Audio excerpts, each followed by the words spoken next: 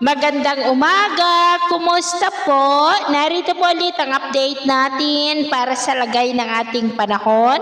Ngayong umaga po ng May 7, 2026. Sa ngayon po ay tatlo na aktibong sama ng panahon ang nasa loob at labas ng ating area of responsibility. Isang LPA dito sa loob ng PAR at may bagyo at LPA sa labas po ng ating area of responsibility.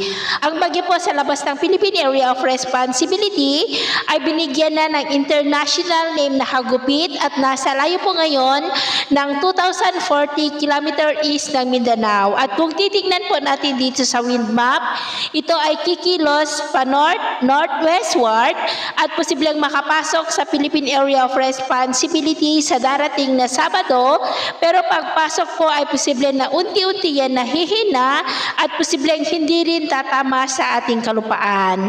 Ang LPA naman po sa labas ng Philippine Area of Responsibility ay hindi naman nakitaan na makakaapekto sa ating bansa at ang LPA na nasa loob ng PAR ngayong araw ay magdudulot na yan ng mga isolated rains sa ilang bahagi ng Visayas at Mindanao.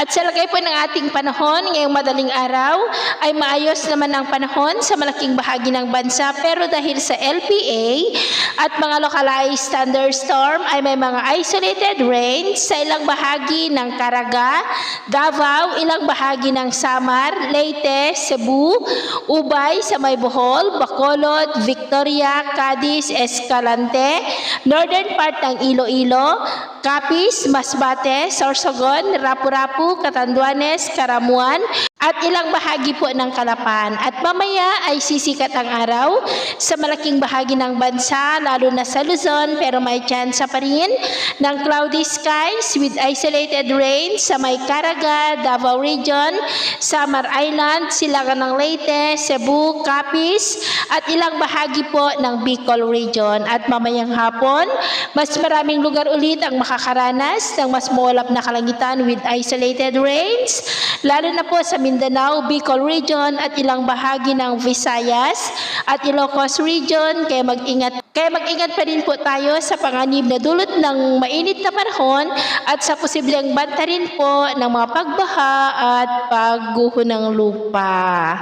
At sa atin naman pong mga baybayin, wala po tayong nakataas na namang gale warning signals, pero iba yung pag-iingat lamang po kung papalaot tayo para po mas makaiwas sa mga sakunang pangkaragatan. So ito lang latest update natin sa araw na ito. At ako pa muli si James na nagsasabing sa kahit na pagsubok po na darating sa ating buhay, huwag na huwag po tayong mawawalan ng pag-asa. Thank you and God bless!